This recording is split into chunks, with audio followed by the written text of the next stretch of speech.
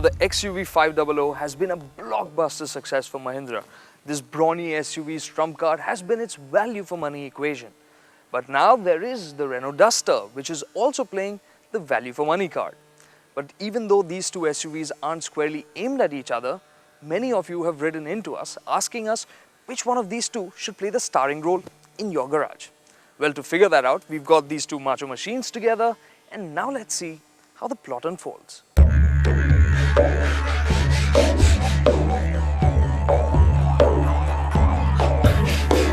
It's the way the XUV500 looks that's helped it rack up 35,000 customers and many more fans. Its prominent bonnet and square-off shoulders help the Mahindra look like a real tough guy. But its design seems to be trying a bit too hard. The cat's whisker, the flared rear wheel arches, the tail lamps that parachute around the D-pillars. All these bits aren't all that subtle. Now, depending on your taste, that's a good thing or a bad thing. Now, standing next to the XUV, the Duster looks very simple. Its design is softer, understated, but it is clearly an SUV. The big wheel arches and its healthy 205mm of ground clearance highlight this amply. The Duster's design feels the weakest when viewed from the rear.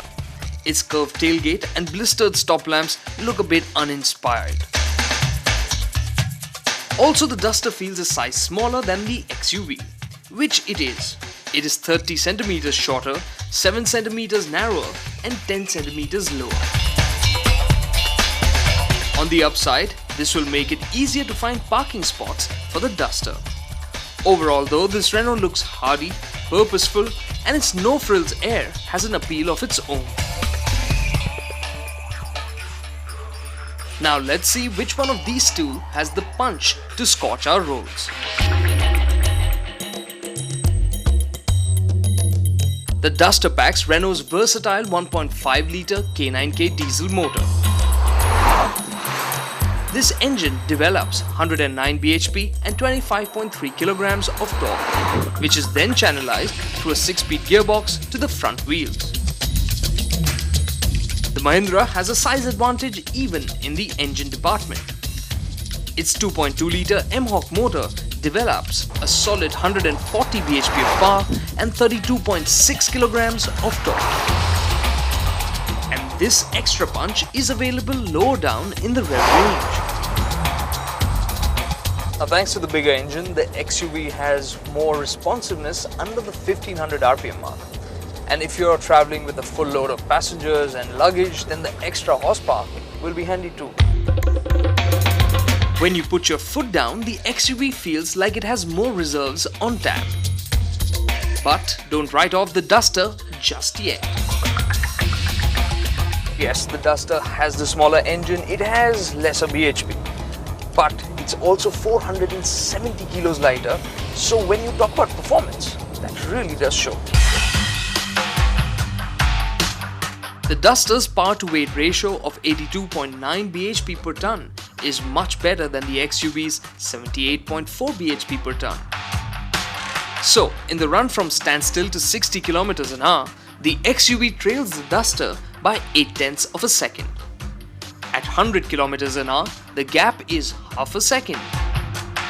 But when you hit the 140 km mark, the XUV's extra punch counts for a massive 2.5 second advantage that gives it longer legs on the highway. But how about everyday driving? Will the Duster have an edge here as well? As it turns out, yes. The Duster's gear ratios are well matched to the diesel motor's power delivery. As a result, it just drives better. In the run from 20 to 80 in third gear and 40 to 100 in fourth gear, the Duster is about a second faster than the XUV. Driving the XUV also requires you to deal with a few rough edges. For instance, the gear shift is notchy and the juddery clutch makes it difficult to drive smoothly in typical city traffic. The Duster's gearbox is notchy and its clutch is a bit heavy too. But the point is, it is better than the XUV. And when it comes to stop-go city traffic conditions, this just feels easier to drive. Now we move into the world of dynamics. And let's start off with the ride quality of these two SUVs. On the hardware front, the Mahindra certainly comes well spec'd. The XUV uses independent suspension all around. There's McPherson struts at the front and a multi-link setup at the rear. The Duster also uses McPherson struts at the front, but it has a non-independent twist beam setup at the rear. So, how do things stack up? The XUV just can't match the Duster on ride quality. It thuds through potholes and there is constant body movement, which can be a bit tiring on long drives over roads that aren't butter smooth. A big plus for the XUV is the seating position.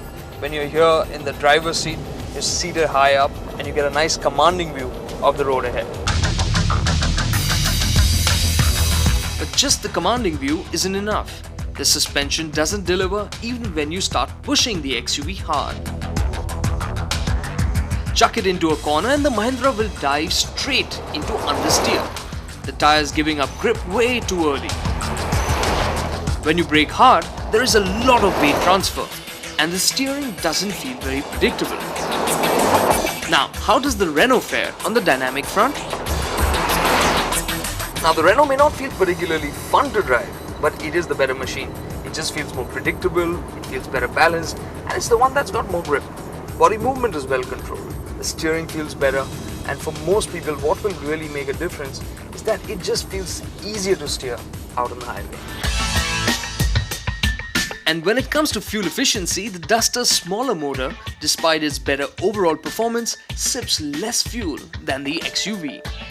In the city or out on the highway, the Duster returns more kilometers per litre. So on the go, the Duster manages to eke out an advantage over the XUV. But can this no-frills SUV from Renault match the premium XUV500?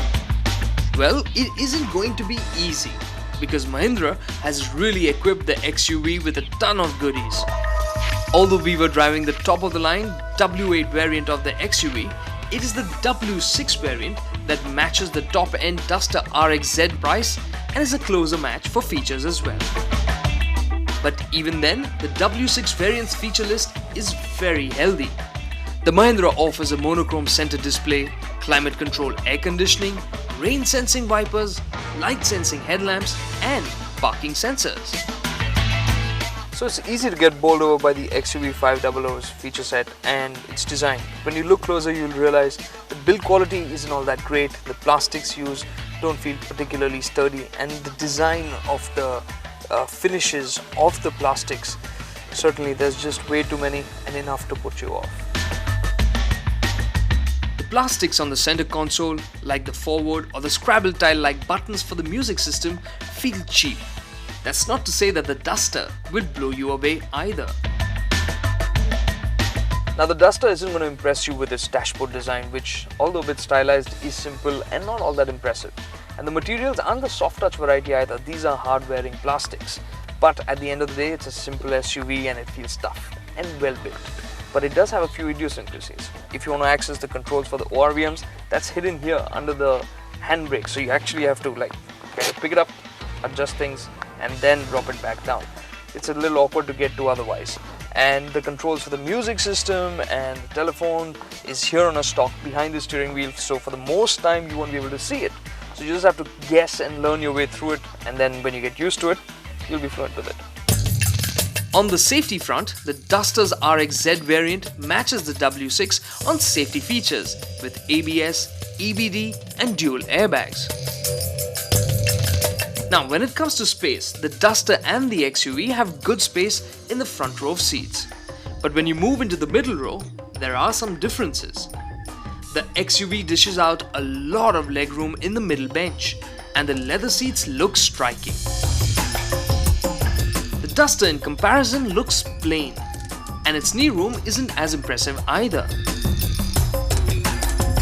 Now clearly in the back seat the Duster doesn't have as much legroom as the XUV, but this is an incredibly comfortable place to be for the long haul. The under thigh support is really exceptional. You just don't feel that tired. Of course, you might feel like stretching your legs after a while, but if you're sitting 3 abreast, the middle passenger will find this fan unit a bit obstructive, in which case the XUV with its flatter floor and no obstruction will be more comfortable for the middle passenger. The XUV's third row of seats can easily be pulled up when required. It's really nice to have the option of being able to seat 7 people when required, but it's not something that you want to do too often, especially if there are adults in the third row of seats. For kids, this is still alright. With the third row of seats flipped down, the XUV also has better boot space. The Duster's boot might be smaller, but it is well shaped, and it also has a parcel tray. So from the nose to the tail and everything in between considered, which is the better SUV?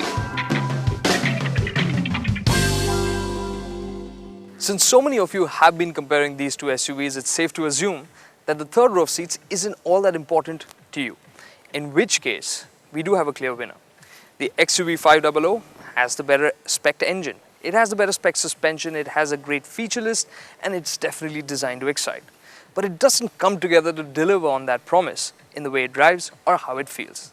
The Duster, it ends up feeling like a robust machine with well-engineered, capable mechanicals and an unpretentious nature, which at the end of the day makes it the better SUV of the two.